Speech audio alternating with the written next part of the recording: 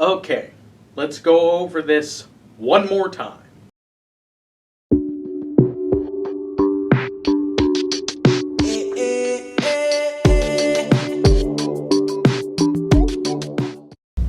Hello everyone, welcome back to the Real Screen Time. I'm Andrew Thomas. I'm here with fellow Spider-Man Christopher Johnson.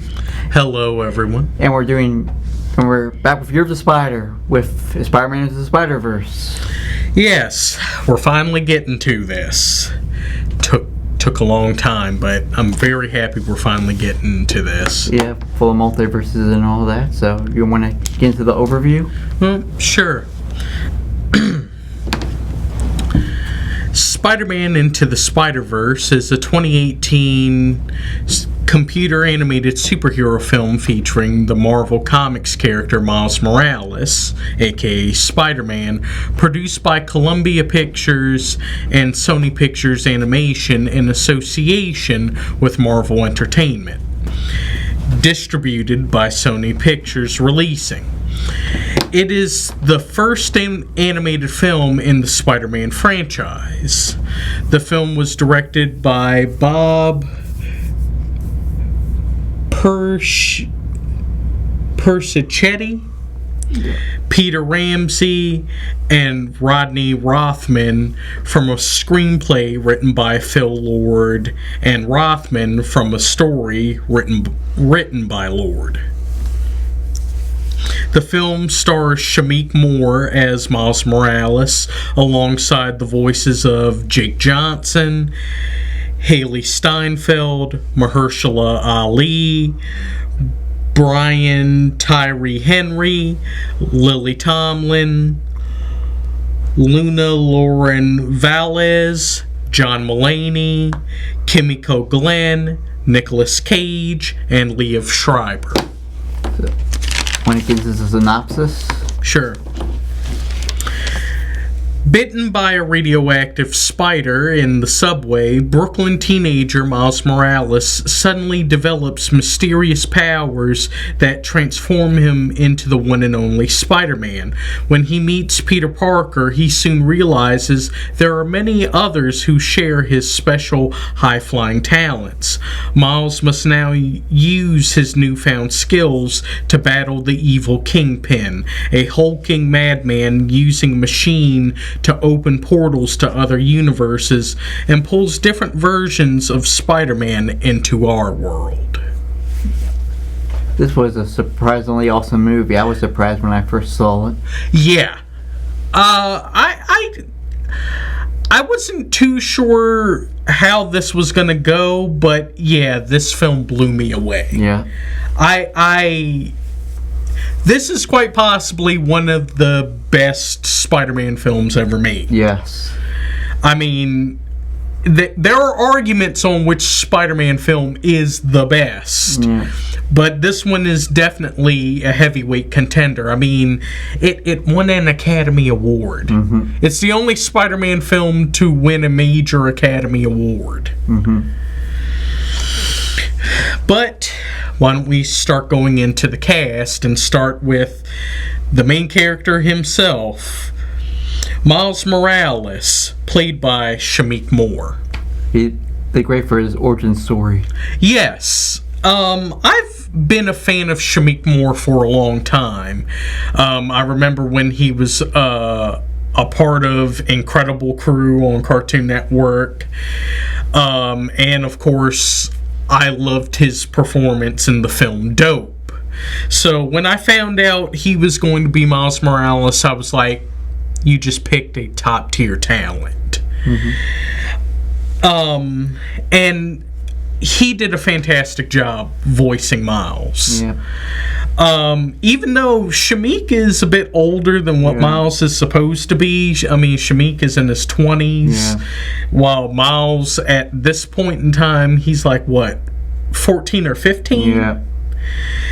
But he really found that, young, exuberant, unsure voice that Miles is supposed to have. Mm-hmm. While at the same time, he was definitely able to play funny and serious. Mm-hmm. I mean, your thoughts? Yeah, I thought Shameik Moore did a great job at like the awkwardness with his parents, and then with Gwen later on, with trying to flirt with her. Though his only best relationship was with his uncle. Yeah. Though he does develop a great relationship with all of the Spider people, but definitely Peter B and Gwen. Yep, he ends up wearing just a cheap costume at first. Yeah. But then he actually gets a proper suit for the final climax. Yeah, made by Aunt May. Yeah. So, and plus, I like how they were able to show all the different unique abilities Miles has compared to all the other Spider people. Yeah. You know, and the fact of how initially Miles is like, how am I doing this? But then he kind of gains that confidence, so now he can will it. Mm-hmm. I truly love the Venom Blast. Yeah. It is fantastic. But with talking about the main character, why don't we go into some of the other Spider people? Yeah. Starting first with Jake Johnson as Peter B. Parker. Yeah. Yeah, he's compared to the Peter Parker that's in Miles' universe. Peter B is an elder statesman Spider-Man. In Miles' universe, Peter had only been Spider-Man for 10 years. Yeah. While Peter B, he's been Spider-Man for what? Over 20? Yeah. So he's gone through the ringer of everything that a Spider-Man goes through. He even goes through a divorce/separation with his Mary Jane. Yeah. Aunt May eventually passed away. Yeah. And essentially this Peter lost confidence in himself. He was eating too much. Yeah, he gained weight. He was down on himself, down on his luck. He essentially looked at being Spider-Man through jaded eyes. Mm-hmm. You know, like, yeah, he did have a good life, but then eventually it just took too much away from him in his own mind. But through meeting Miles and helping and stopping this whole scheme Kingpin has caused, we actually see Peter B get his groove back and see him finally go through the stages of, I guess, grief, and then him learning that, yeah, everything was worth it for a reason, and also he now knows what he needs to do to fix his life, reconcile with Mary Jane, and finally do the big thing that she wanted that he initially didn't want. Have a kid. I mean, your thoughts? Yeah, I thought Jake Johnson, they great as Peter B. Parker, especially with all his sarcastic, dry humor about all the stuff the situation that's going on. Like, which is a very Jake Johnson thing. I mean, I watched New Girl for a long period of time, and that's what I mainly know him from. So there were a couple instances where I'm watching this film and I'm like, when are we going to run into Jess and the rest of the crew? When is Zooey Deschanel going to show up? But he did do a great job. He really did. And, you know, his brand of comedy truly did fit with this version of Peter Parker. Yeah. So let's talk about the third Spider person that Miles meets before all the others. Yeah. Gwen Stacy, aka Spider-Woman or Spider-Gwen, played by Haley Steinfeld. Yeah. I really enjoy this version of Gwen Stacy. I was definitely, I wasn't too sure how they were going to go about this with them bringing in Spider-Gwen. I mean, of course, I'd known about Spider-Gwen for some time. I mean, how long did you know? The movie. Really? That was your first introduction to Spider-Gwen? Yeah, I didn't know about. Wow. Till the movie. I had known about Spider-Gwen, I think, about as long as I knew about Miles. Yeah. But essentially, in her universe, Gwen Stacy becomes the Spider-Person instead of Peter Parker. And I definitely like how her personality as a Spider-Person is. Yeah. Although she shows up just a couple days, she gets sent back in time, sort of. A couple days before he got his both spider powers, and he and them all going through the dimension. Which I find it a bit interesting, and I think there might be a little bit of a continuity issue with that. Because, when all the other spider people are brought in, that's around the time Miles finally got his powers. Yeah. And that's when his universe as Peter Parker was in the center of, the dimensional portal machine. Yeah. That's what ended up causing the Link to bring so many different spider people into Miles' universe. Yeah. So, how in the world is she already there? Yeah. And the movie never explained this. And it's just her. Everyone else shows up at the same time. Yeah, which is weird. But, it did service the plot, Yeah. We don't get much into her backstory until the next movie, so. Yeah. I mean, we got the cliff notes of how she became Spider-Woman. Unfortunately, her dealing with what would soon be known as canon events. Yeah. Every Spider-Man, when learning with great power comes great responsibility, has to lose at least one person. Yeah. At least one person. And for her, that was her universe as Peter Parker. Yeah. Who had become the Lizard. Mm-hmm. Like we said, we'll discuss that more in the sequel. Yeah. But I really liked her rapport with Miles. Mm-hmm. And you definitely started to see their relationship, start to grow. Even though he took out some of her hair. Yeah, where she kind of wasn't necessarily too happy about that at first. Yeah. But it's kind of now become a signature look for her. Yeah. So, hey, it worked out. Mm-hmm. And you definitely start to see that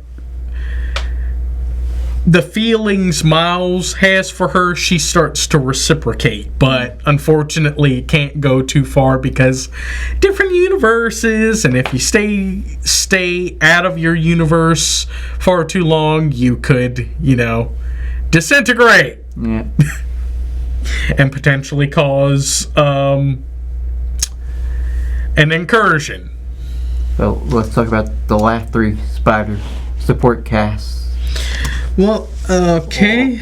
Well, either that or the support casts. Well, continue on with the Spider people, and then we'll go into more of the supporting cast.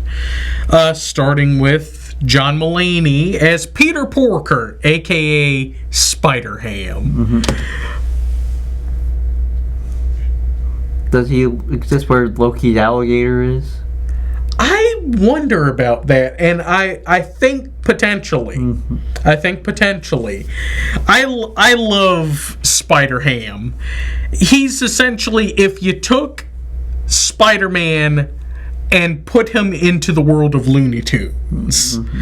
I mean, he straight up uses all the abilities of the Looney Tunes characters, Giant Mallet, Anvil, while also still using Spider-Man abilities. Yeah. And how he exists is a very weird way.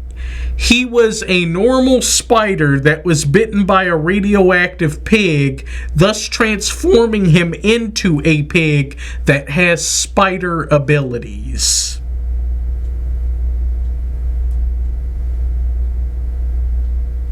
Yeah, this is some weird stuff. This is some very weird stuff. Yeah. But I love the character, and plus John Mulaney is hilarious. Yeah. He's definitely one of my favorite comedians, and he played this character perfectly. Yeah, that he even got a mini movie as a bonus feature. Yeah, which was definitely warranted because Spider-Ham is a great character that they need to do more with. Yeah.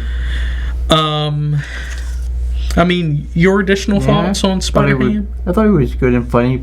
We just didn't get to know much about it. Again, Cliff Notes explanation on how he is what he is. We get a little taste of his powers and his comedy. Yeah, do animals talk in this world? I don't want to freak him out. Mm-hmm. Oh yeah, do you levitate in the air when smelling pie? Mm-hmm. But now get into another spider person, Penny Parker, aka SBDR, played by Kimiko Glenn. She was a newer character that initially I did not know about until I saw the trailers that introduced her, and I was like, this is a real character? Looked it up, yeah, an established character at that. Yeah, she exists in kind of her own unique manga universe where she essentially has this this kind of unique link to a super intelligent spider, and they both work together piloting a mech suit that was made by her father. Yeah. And I really like Penny. You know, she's definitely, you know, fun and happy and kind of what you would consider a cute kawaii girl from a manga or an anime. Yeah, before things get dark in the next film. We'll get into that. But, I mean... Yeah, I liked her for her thing. Her only heartbreaking moment was when she lost the robot. Yeah. But at least the spider lived. But yeah, the mech suit got destroyed. Which we end up seeing in the next film. She got an upgrade, but... Oof. Yeah. And I guess the final spider person that we discuss in this, Peter Parker, aka Spider-Man Noir, played by Nicolas Cage. Yes, a Spider-Man that exists in the dark and gritty black and white 1930s, where he's kind of a hard-nosed detective a la Dick Tracy meets Spider-Man. Yeah. And it is perfect that they chose Nicolas Cage to play this character. Yeah. I mean, he doesn't get to say too much, but what he does say or do is just all the chef kisses. I mean, he even talks in that, you know, old-timey 1930s style. Yeah. You know, oh, I lost my Uncle Benjamin. Yeah. And then I went and stopped and got an egg cream. Mm-hmm. At first I didn't know it was actually him voicing the character until they showed the credits. Really? Yeah. And this won't be the last multiverse movie that we'll discuss with him in it. Very true. For better or for worse. Yeah. But I really liked Spider-Man Noir, and I'm definitely excited to see what they do with him moving forward. Is it supposed to be a live-action film or an animated film that he's supposed to get? I think it's supposed to be animated, but I'm not quite sure. And I think Nicolas Cage is supposed to come back for it, right? So I'm definitely excited to see what they do with Spider-Man Noir. Yeah. He's definitely a really cool character. Yeah. I mean, any additional thoughts? I like this character. It was good. Okay. Well, now that we've talked about all the main Spider people, why don't we go into the supporting cast for all these characters, and mainly Miles. Starting first with, should we go with his parents or his uncle? We'll go with his uncle. Okay. Aaron Davis, a.k.a. the Prowler, played by Mahershala Ali. Yeah. Yeah, this is essentially the second of 3 characters Mahershala Ali will play in Marvel. Yeah. I first saw him as Cottonmouth, and then, he's the voice of Aaron Davis. Yeah, maybe someday we'll see him as Blade. It's just a matter of when. Yeah. Like we said, strike. Yeah, and also the fact that first couple scripts weren't up to snuff. Yeah. But I really liked Mahershala Ali as Aaron Davis. He played it indefinitely a character that truly loves and cares for Miles and his family, but unfortunately, between the 2 brothers of Aaron and Jefferson, he was the one that still decided to get into crime. And apparently he had a knack for it, because he ended up becoming the Prowler, essentially Kingpin's hitman for hire. Yeah. He chased after Miles, not knowing it was Miles for the longest time. And then he has a redemption. Sort of, yeah. I think it was kind of following more the comics code, as that was kind of pointed out at the beginning of the film, where he was a villain and he got his major comeuppance. Yeah.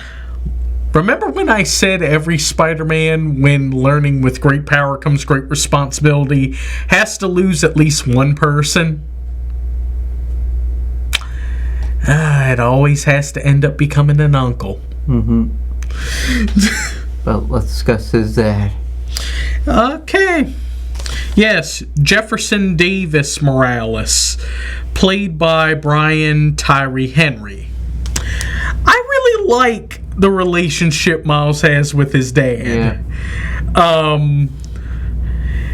That he really wants the best for Miles, even if Miles doesn't really see it at first. And the fact that,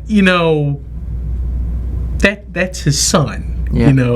He'll do anything for his son, and sometimes he'll also, embarrass him, but in a loving way. Well, remember, Miles, I love you. Yeah, Dad, I know. Well, no. Say I love you back. Dad, are you serious? No, say I love you. Dad, I love you. That's a copy. That he doesn't like the new Spider-Man. He doesn't like any Spider-Man. He didn't even like Peter Parker until Peter died.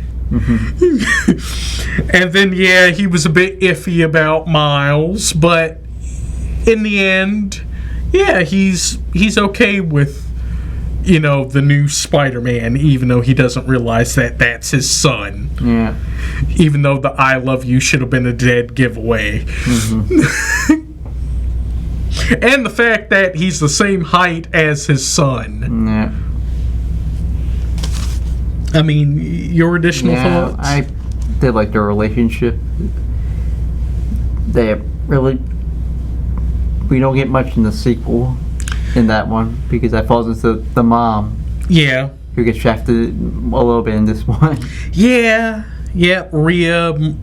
Rio Morales, played by Luna Lauren Velez. We really didn't get to have too much of Rio in this film, which I think they truly did rectify in the sequel. Yeah. But what we did see of Rio, I really liked. She really is a truly loving, nurturing mother. Yeah. Though I do find it interesting that they decided to make her a nurse instead of a lawyer, which is what she is in the comics. You know, his dad is a police officer and his mother's a lawyer. So I find that interesting. Really interesting. But I guess they wanted to show different professions that, you know, are important but are affected by Spider-Man in the world. I mean, your additional thoughts on I thought Rio? they did. Well, like I said, she didn't have much to do in this one. True. And I guess now we start to go into the people that are most important into Peter Parker's life. Starting with Aunt May Parker, played by Lily Tomlin. Yeah. Essentially, they made Aunt May into Alfred. Yeah. I mean, straight up, she has essentially become Spider-Man's Alfred. Yeah. To the point that she runs the Spider Hole, which is essentially Spider-Man's Batcave. She helps make some of the suits and the tech. And also, she's not afraid to throw hands herself, even though dealing with, you know, superpowered villains. Yeah, she is Alfred. But I'm cool with that. I like this unique version of Aunt May. Because usually Aunt May is either loving, but sometimes gets in the way, elderly aunt. Loving, but sometimes get in the way, but ends up becoming a very unique ally as hot Marissa Tomei, or now this version, Alfred. Butler with a shotgun. Yeah. I mean, your I thoughts? thought she was really badass, and it has also a dry sense of humor. Which fits perfectly with Peter B. And also, how in the world does she know Dr. Octopus on a first name basis? Guess they used to. I don't know. I mean, as Dr. Octopus said, only those close to her call her Liv. Yet Aunt May called her Liv. What are you all implying? They were together. Oh, God, no. It's already bad enough that, you know, Otto Octavius hooked up with Aunt May in the comics, which, oh, dear God, Peter, I'm so sorry. But no, don't try to insinuate that with his daughter, who's younger. I swear, weirdos. But yeah, I already said what I. Okay. Well, with going into, you know, the supporting cast, won't we finally get into the villains? Do we talk about the big bad or the sub bad that helped the big bad? Well, we can do the sub bad. Okay. Yes, Dr. Olivia Octavius, played by Katherine Hahn. It was Agatha all along. Yeah, this was before WandaVision. Yeah. So, who would have thought Katherine Hahn would also join the group of actors who play multiple characters? Yeah. And I really liked her unique version of Dr. Octopus. As much as I would have liked to have seen proper Otto, it's cool to see Olivia Octavius, and the fact of her way of doing things is a bit different than from her dad. Yeah. I think she's much more in tune with her, mechanical arms compared to her dad. Mm-hmm. And also the fact of, I think she's a scientist, but she's kind of a hippie. Yeah. And also, a lot of her things involve the number 8. Mm-hmm. I mean, even to the point that the rims of her glasses are octagons. Mm-hmm. I mean... Yeah, she was good and badass and scary at times, especially trying to torture Peter B. Parker. Yeah. Oh, God. What she was planning on doing to Peter. Yeah. So, I guess now we get into the big bad himself. Wilson Fisk, a.k.a. the Kingpin, played by Liev Schreiber. Yeah, and another actor of the League of Actors Who Must Play Multiple Characters. For Sabretooth in that terrible X-Men Origins Wolverine movie when we discuss that next year. If that is next year. Hopefully.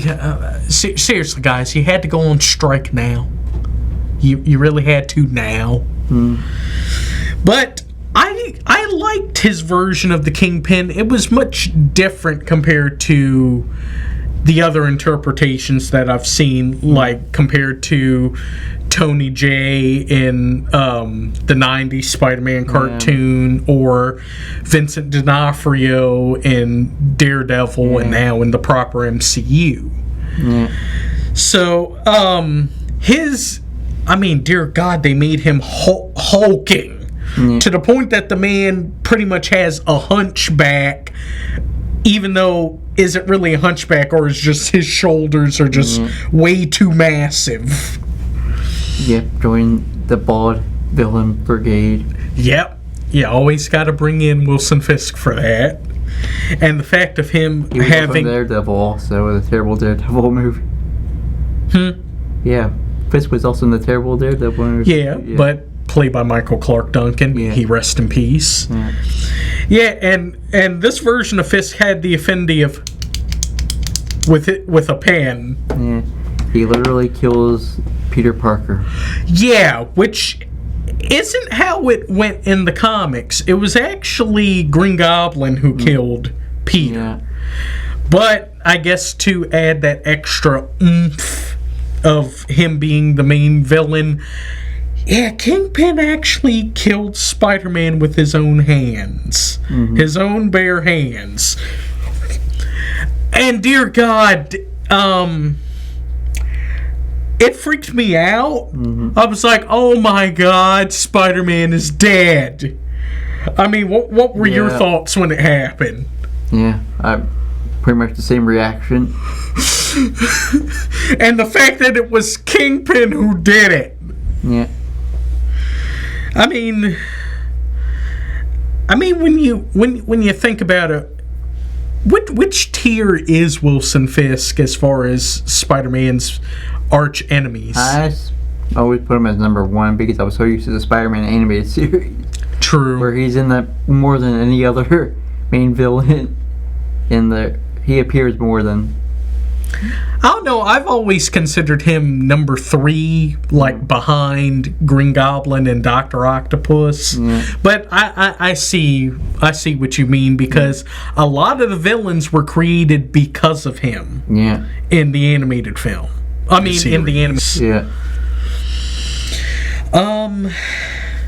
And I guess, and pretty much I do understand why Fisk is doing what he's doing, because his wife Vanessa and his son ended up walking in on him trying to kill Spider-Man, and that freaked them out, so they run away. Oh no, car accident. Oh no, they did. Yeah, I can't believe they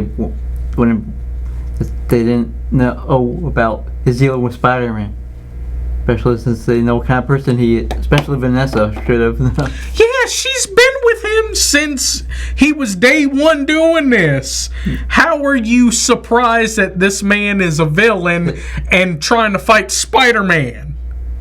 I mean, seriously, Vanessa in Daredevil had much more sense. Yeah. Once she started learning about Fisk's plan, yeah, a little. She was initially a bit apprehensive, but she understood what Fisk was doing. Yeah. Yeah, he's causing destruction. Yeah, unfortunately, casualties.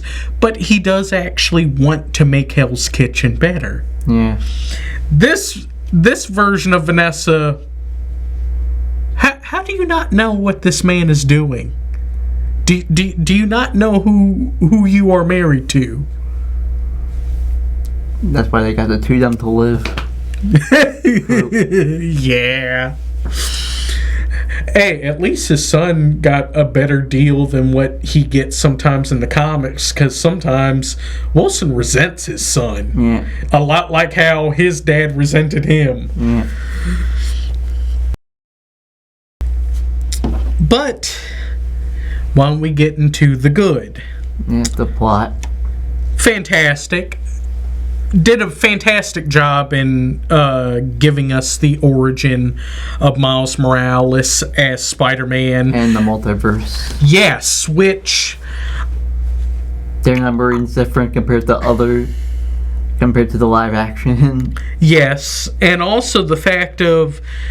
They truly established that the Spider-Verse is a thing, and it has been a thing for a very long time. Yeah. You know, once you really look at it, not just with this, but with so many other in Spider-Man media, the Spider-Verse really is a thing. Mm-hmm. And weirdly enough, this version actually incorporates all the other versions. Mm-hmm. So now it's all one big continuity, mm-hmm. which I love. Yeah. So all the versions of Spider-Man that we have seen, whether it was the cartoons, the live action films, Japanese live action show from the 70s, Popsicle, everything that is Spider-Man is connected. Yeah. Which I love that so much. And then the animation, all the animation styles. Oh my god, it so fantastic. They found a way to incorporate that classic 2D comic book look into you know, computer animated 3D, and it worked so seamlessly. Where they truly looked like a comic book, but they're still 3-dimensional. Yeah. And you get to see periods of times where it looks like different comic book panels, and you see all the crazy automatopoeia that tends to happen in comic books. I mean... Yeah. Like I said, the animation. Just fantastic. Of course, the fights. Oh, just all the action. Whether we saw Miles, you know, learning how to web sling, or, you know, that big web sling chase with him and an unconscious Peter B. Of course, our Spider-Man fighting the Green Goblin was also great. Yes. Truly fantastic. And then, you know, seeing all the different spider people fighting what is essentially the Sinister Six. Yeah. Kinda. Yeah. You know, and then unfortunately destroying Aunt May's house. Yeah. No wonder she had to move to Florida in the next film. Yeah. Which is actually something in the comics. Yeah. To then the big climactic final battle with Kingpin and all the other villains. I mean, just fantastic. And we get to see all the unique ways each Spider-Person uses their abilities, and how unique and different these versions of Spider-Man's villains are. I mean, just great. It really is. It really is. Yeah. And plus, the voice acting was fantastic. Yeah. Everyone did their job perfectly. Including the cameos. Yes, which we'll get into. And, I mean, should we go into the cameos now? Or? Yeah. Okay. Yes. The cameos consist of Chris Pine as Miles's universe's Peter Parker, where apparently he's like the perfect Peter Parker. Yeah. You know, he's got blonde hair, loving wife in Mary Jane, Aunt May's his Alfred. You know, he's doing great, and apparently he's lived all of Tobey Maguire's Spider-Man films to the point that we actually get to see him do the dance. And the Christmas album. Yes, which most of the songs are Spider-Man themed, with the exception of Ave Maria.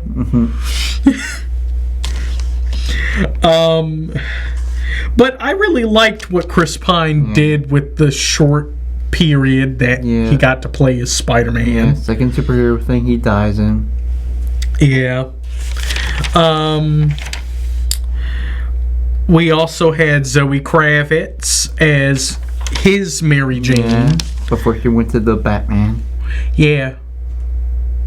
Was this before Lego Batman, or was this after? I think this was before, something like that. Yeah, before she essentially becomes Catwoman in Lego form and in live action. Yeah. But what little she had, it was cool, you know. I did kind of like Peter coming to terms with everything with her rather than his proper Mary Jane. You know, it was funny, but it was also very heartfelt.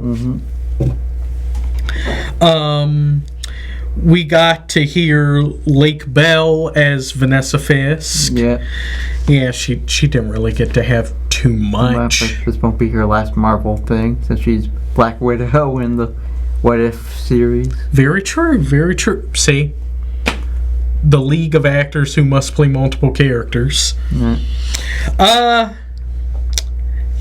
we actually got an appearance from a member of The Lonely Island, Yorma Tacone, as the voice of Norman Osborn, aka the Green Goblin. Who gets himself killed.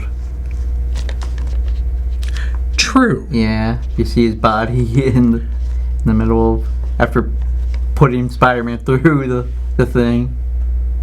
Oh, Jesus. Yeah. Oh. He inadvertently kills himself. Which tends to be a common thing for Norman Osborn. But he always finds a way to come back. Yeah, but the actor will be back in the sequel. Yeah, because he's not the only member of the Lonely Island that we end up getting in the series. Yeah. We got Marvin Crodon Jones III as Tombstone, essentially, you know, the head of security for Fisk. Though Tombstone doesn't say much. Yeah. You know, he's just ominous character there, watching over things, just like with the Prowler, but don't mess with Tombstone. You got Joaquin Cosio as Scorpion, which his version of Scorpion is weird. He straight up is half man, half scorpion. I don't ever remember that being a thing, but okay. It's kind of cool. And then of course, Stan Lee. Yeah, his last cameo. Yeah.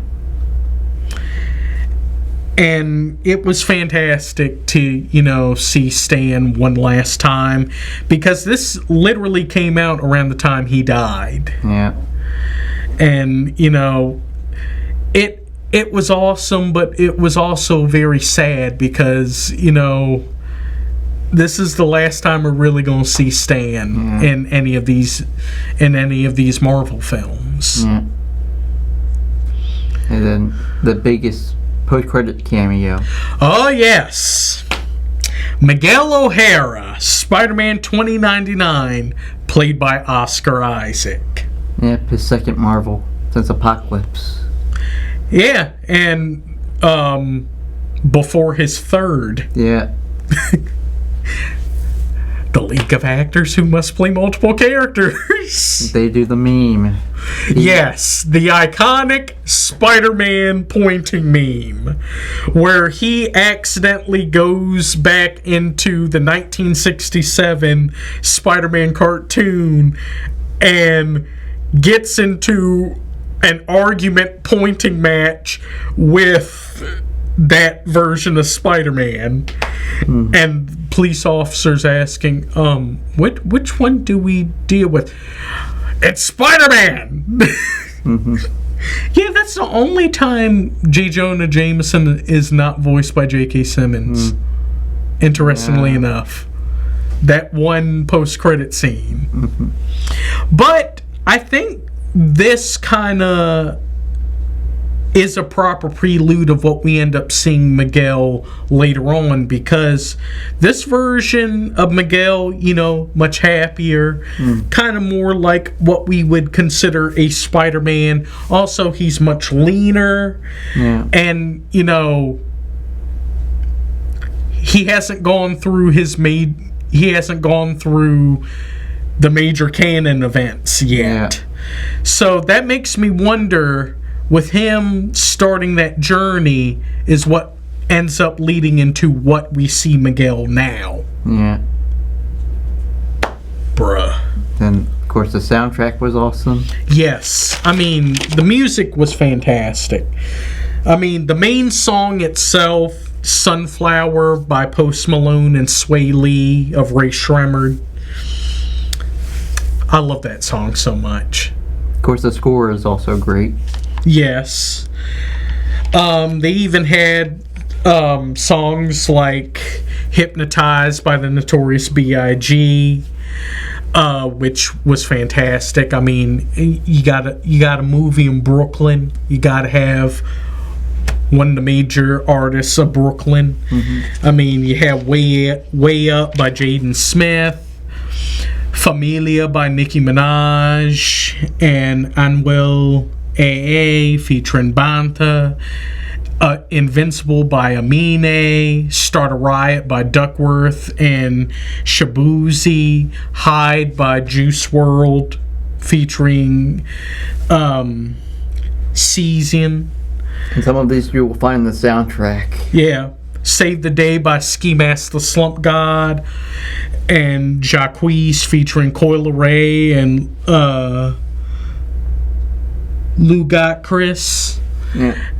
And of course, Scared of the Dark by Lil Wayne and Ty Dolla $ign featuring XXXTentacion.